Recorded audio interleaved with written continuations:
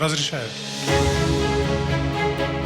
Джируй открыт геологами еще в советское время, однако долгие годы месторождение по разным причинам не разрабатывалось. Только с приходом российского инвестора появилась надежда на реальный запуск Джируя. В 2015 году лицензию на его разработку выиграла компания, которая входит в российскую группу «Альянс». Для осуществления проекта учреждено ОСО «Альянс Алтын». В июне того же года в республиканский бюджет поступило $100 миллионов за лицензию на разработку Джируя. Это один из первых крупных проектов, реализованных в Кыргызстане в формате Евразийского экономического сотрудничества. Джируй – реальная основа устойчивого развития Кыргызстана. Еще на этапе строительства Таласского золоторудного комбината, то есть до начала добычи руды и извлечения первой унции золота, месторождение начало работать во благо Таласа и нашей республики. Создан фонд развития, который осуществляет социальную поддержку, а также кредитует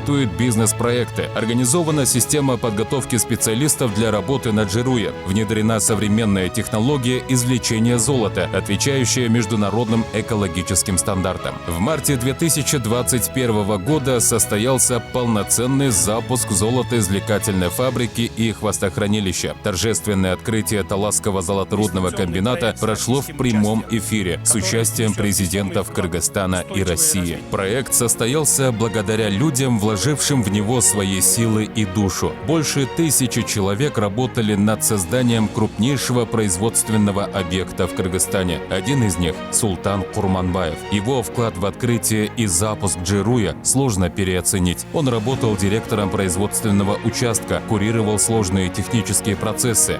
А таких говорят, все, к чему он прикасался, превращалось в золото. Горько осознавать, что его с нами нет. Ведь этот человек мог бы продолжать созидать. Во время пандемии компания потеряла такого специалиста, как Рыскул Джумагулов, который курировал вопросы промышленной безопасности, охраны труда и экологии, а также опытнейшего водителя Мусамамбета Ахматова. Хрупкие, но сильные духом женщины также вносят большой вклад в развитие компании. Особо отметим тех, кто стоял у ее истоков: Людмила Мухамедвалиева, Елена Кутманова, Айсулу Молдоджунуева и другие.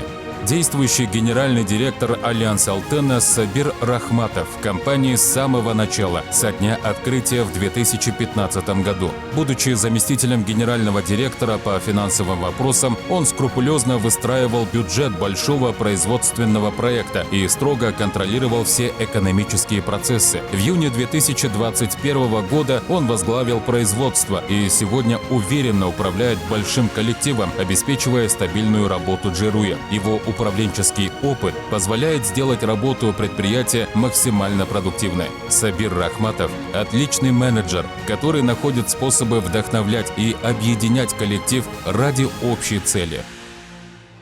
Ежегодно Альянс Алтын через фонд развития выделяет 150 миллионов сомов на строительство новых и ремонт старых социальных объектов и улучшение инфраструктуры. С января 2022 по май 2023 фонд профинансировал 184 проекта на 170 миллионов 923 тысячи 970 сомов. Из них 102 проекта реализовано в 2022 году, а 82 с начала 2023.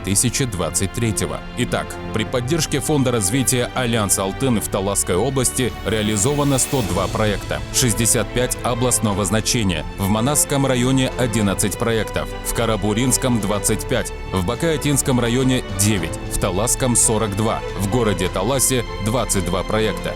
В какие сферы направлялись средства? Сельское хозяйство – 18 проектов на 50,5 миллиона сомов. Производство и переработка – 4 проекта на 38,9 миллиона сомов. Физкультура и спорт – 42 проекта на 18,5 миллиона сомов. Образование – 27 проектов на более чем 14 миллионов сомов. Социальная защита – 30 проектов на 11 миллионов сомов. Культура – 19 проектов на 9,8 миллиона сомов. Инфраструктура – 11 проектов на 7,7 миллиона сомов. Административные и правоохранительные органы – 20 проектов на 5,1 миллиона сомов. Здравоохранение – 10 проектов на 3,8 миллиона сомов. Обеспечение чистой водой – 3 проекта на 1,4 миллиона сомов.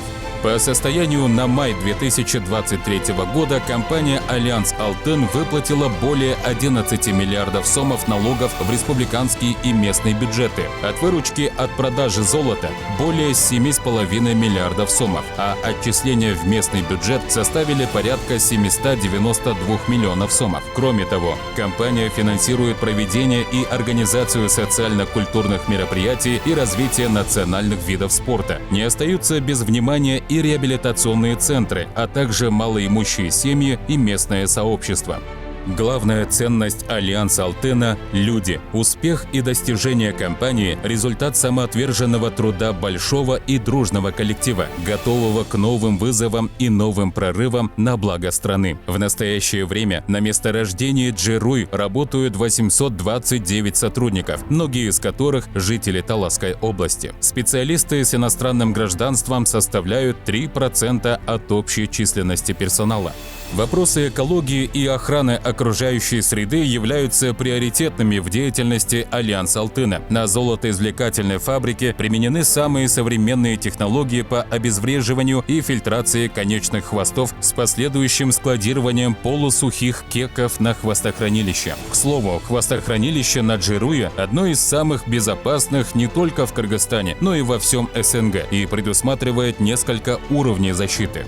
Бесспорно, Джируй внес большой вклад в увеличение социально-экономического благополучия региона через налоговые отчисления. Деятельность Альянса Алтына и созданного при нем фонда имеет мультипликативный эффект. Так, в Таласской области открываются новые предприятия, создаются рабочие места, что снижает уровень миграции и социальную напряженность, а также повышает благосостояние населения.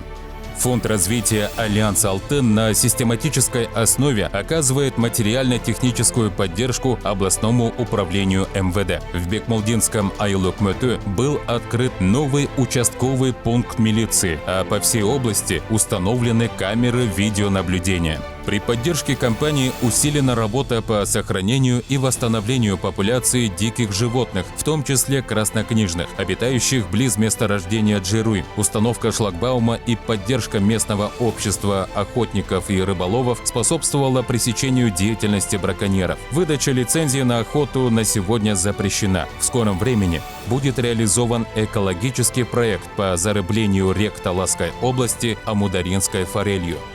Прозрачная деятельность, добросовестное выполнение своих обязательств в качестве инвестора, бережное отношение к экологии Кыргызстана, заинтересованность в улучшении социально-экономического положения Таласской области. За 8 лет своей деятельности компания «Альянс Алтын» безусловно заслужила доверие кыргызстанцев.